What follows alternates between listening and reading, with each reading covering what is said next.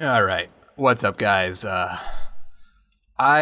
light of recent news and my, I guess, flagship game, and a game that I've been playing for 2 years now, I kind of want to weigh in myself based off personal experience and just generally trying to figure out what's been going on. This is not scripted, but I've written a lot of like bullet points on paper, just trying to make sure that I stay on topic. So if this turns into a rambling ADHD mess, I apologize in advance. But let's talk about why so many developers just got the axe, or more politely, laid off, why Higby is left, why the buyout happened, and just in general, why. Because there are a lot of things that are very clearly pointing to why this happened. So let's start with the most recent, with the mass layoffs and severance in the buyout. Well, just to put it bluntly, for those of you that have never experienced yourself or a family member being the victim of a change in regime from a corporate standpoint, this is how these things work. New regime comes in, and just like any other form of regime change, whether it be a government revolution, a corporate buyout, or a change in who runs a high school club, the old cabinet members get the boot because they were part of the problem that led to this buyout. It's really unfortunate, but that's just how these things work. They take one look at all the things that didn't work, and more often than not, those are people. I have experience with this myself. When I was little, my mother was part of one of these buyouts. Her company got bought out, and even though she did excellent work and was always in the top of her department, she was going bye-bye. She got good severance, and that kept her, like, well off for long enough to find a new job. And that's basically the best case scenario that happens for a layoff during a buyout.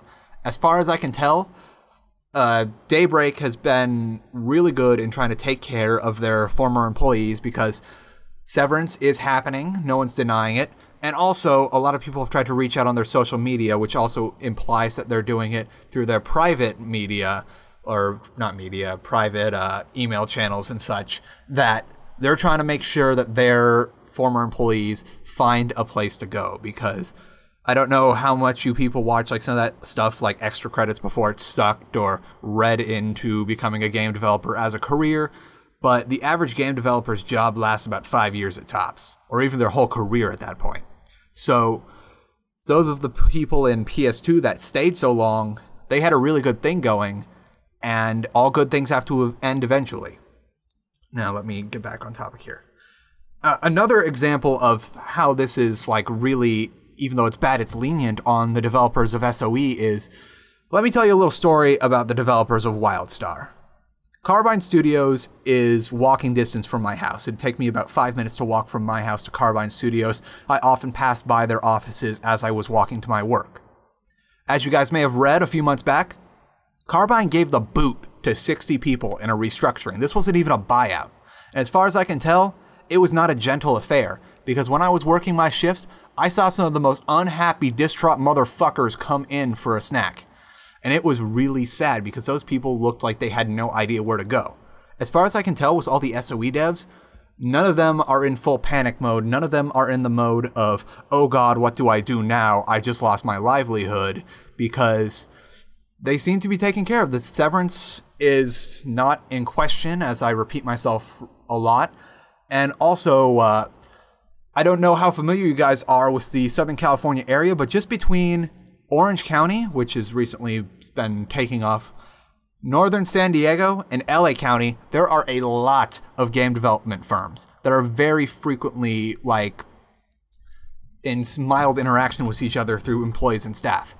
Like, if we just go off SOE Studios being in the Northern San Diego region, just off the top of my head, Carbine, Blizzard, Red 5, Nicholas, I know I'm forgetting a few others, but there are a ton of game development firms that will be happy to snap up these people. Not all is lost. And as for the most recent thing, if you want to think about it in a sense, Higby leaving was probably the best thing he could do for himself. No matter if he stayed or not, no matter how much he pushed, probably deep down inside, there's a feeling that this wasn't going to be his game anymore. Columbus Nova decided that they didn't like what was going on, and they were going to heavily change it. And a lot of talks would probably boil down to, remember, you were the reason why we were bought out in a sense. Or that's a lot of conclusion drawing. It's just, fuck me. I'm not even going to bother editing this beyond just cleaning it up, but you can kind of get what I mean. Like, nothing of the original, or very little of the original Planetside with development team was there anymore. And it probably was going to be radically different from the freedoms that Higby was allowed in the past. So it was probably something that he could do for himself. And it would be selfish to make him stay if he was going to have to fight an uphill battle like that. Corporate takeovers, the new regime is never kind to the old regime because they often associate the old people that had to get bought out with the inferior and those who could not do things on their own. Now, excuse me for a minute while I mindlessly turn a page. Let's talk about why this buyout happened. It was never stated publicly, since it's never in your best interest to talk about these things as a public entity like SOE, but SOE was probably hurting pretty bad if they were bought out in such an abrupt notice. It was probably bought for a song. But think about it. H1Z1 did show promise, and despite controversies on the early access launch date, it seems to be doing pretty well. It has a strong streamer presence and an active subreddit, lots of community. So that was probably good. But then we look at the other stuff, like EverQuest's Next Landmark or whatever it's called. If you have the ability to, log on to EverQuest Next right now. See how long it takes you to find another goddamn soul in that game. I played it for a few days and I honest to God tried. I tried so hard to make it work with being fun and entertaining, but that game was just garbage. Yeah, it looked pretty. Yeah, you could build stuff, but the grind was tedious and there was no point in keeping a claim up. It was like an horribly unoptimized version of Minecraft that kind of looked pretty. And actually, no, that's not even fair to call it an unoptimized version of Minecraft, because at least there were monsters to kill and things to find in Minecraft. And on top of it all, the Forgelight engine was not ready for such a beast of burden as EverQuest Next. Like, the game chugged and chugged and chugged, and no matter if I had it on SLI or not, I could never get more than 45 frames on that thing. And it's not the prettiest game in the world, but there's so much going on in it that I wouldn't expect it. And on top of that, let's look at the game we care about, Planetside 2. It's a mess too. It's, as you can see from the recent posts and all the things people are pulling up about how this game is not what it was supposed to be, it's a far-flung, like, bastardization of the vision that Planetside Next or Planetside 2, the pre-game, was thought to be. And just look at all the Phase 2s that haven't happened, and some are getting close to a year now. And when is this going to happen? Like, I can't even like name them all, but the ones everyone seems to talk about the most are, hey, what happened to the new resource system? Hey, what happened to Continental Lattice? Hey, what happened to Battle Islands? Hey, what happened to this and that and the other thing? And if we want to go further on the, hey, whatever happened to these things, look at the roadmap. The roadmap started as community interaction, but then I'm not even sure if the roadmap is still running now. Like, I may just go check after this, I record this, but I honestly do not remember the last time I bothered to check the roadmap because it didn't matter anymore. Like, sometimes even the stuff they put down and greenlighted never happened. Or hasn't happened yet if we want to be like super duper optimistic. And speaking of optimism and optimization, this game is so poorly optimized, it's running on DirectX 9, and there have been events in the past, if anyone forgets Operation Make Faster Game or whatever it was called, that major content updates like Hassan were put off for nearly a year because the devs had to get their shit together. That is not a healthy outlook for a game. Perhaps they should have, before releasing Planetside 2, updated the engine as much as they could, because right now Forgelight looks like and plays like crap compared to contemporary titles. In fact, now that I think of it, Planetside 2 is the only game that I own and actively play that runs on DirectX 9. DirectX 12 is about to come out. How many years behind is that operating whatever you call it? This is all just so fucking depressing to talk about. I want to stop myself, but at the same time, I want to get this out and say that the writing has been on the wall for an age now. We knew this was coming in one form or the other. Fuck. We talked about that. A lot of this also, like these optimization issues and not sticking to a timetable and being like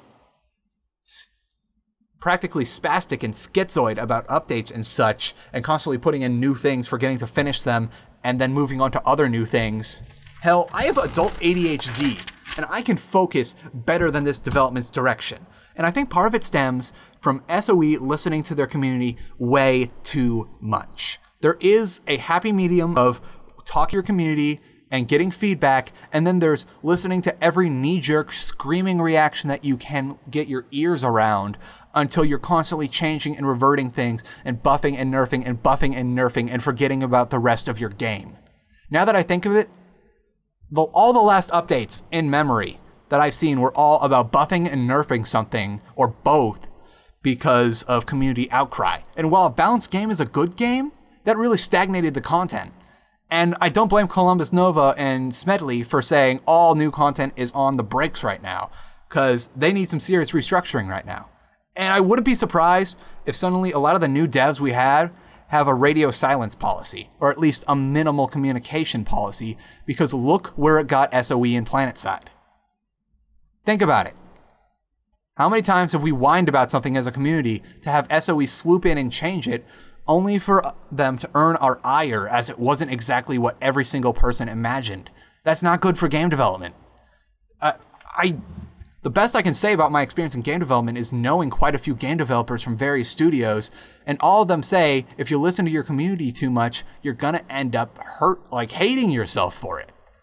It's just, I don't know how to say it beyond the fact that every person I've talked to has said that. If you listen to your community too much, things go bad.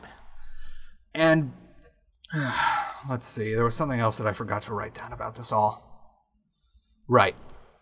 This is not the end of Planetside. Let's make this clear. I probably should have said this earlier in the video, but right now, the real end of Planetside will be all the knee-jerk reactions from the community that's so used to being cuddled and coddled and cooed by the developers that suddenly they're not being listened to, and the people they love or have formed a pseudo-Stockholm Syndrome relationship with are leaving. That's probably for the better. Think about it again as I repeat that phrase over and over again, and the caffeine suppressing my ADHD is slowly wearing off. But that's just how it needs to be right now. Fucking A. Right now, the only thing that screaming I am unsubscribing and leaving and never playing again is going to do is just further make Columbus Nova think the previous regime done fucked up. Maybe we were a little too generous with our severance. Right now, the best thing you can do is sit and wait it out if you actually want to play the game. Do not base your reason for leaving the game, if you are going to leave, on changes in the corporate regime.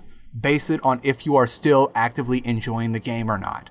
I know myself, I will not be renewing my Sony Online Entertainment pass thing, or Daybreak Pass, whatever it is, because I am generally disappointed in Planetside 2. And also the other games do not offer much to me. And that had nothing to do with the regime change. I made this decision months ago. Just look at my Tactics Are Dead video when I publicly announced it. I had made that decision months before.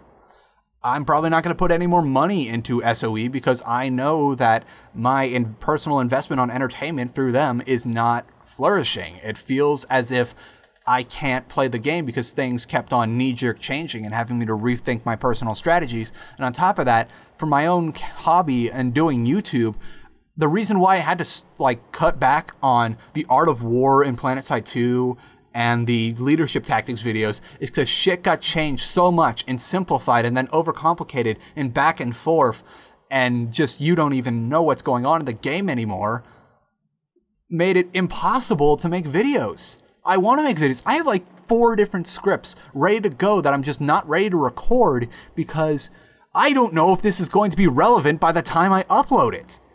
And you know what? I'm almost happy for the no more new content update status that's going on right now, because that means the game is going to be like static enough to actually form an opinion about one of the things when it comes to squad leadership and general strategy, even if it's pretty neutered right now.